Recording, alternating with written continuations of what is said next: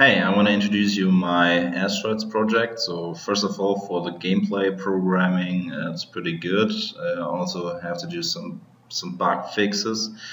The user interface is good.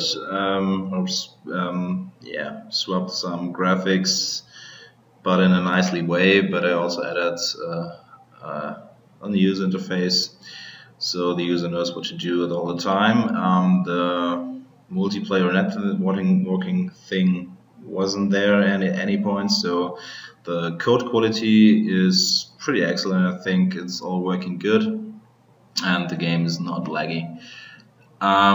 Yeah, for the code, there has been a problem here in the collision detection that you have to fix.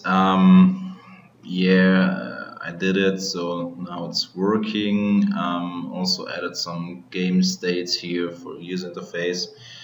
Yeah, let's have a look at the game. Yeah, you have 3 lives. Press the spacebar to destroy the asteroids.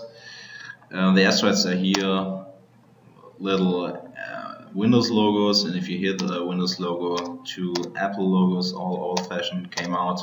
You have also to destroy them to get new big logos. If you destroy a big logo, you get 1,000 points. For the small one, you get 500 points.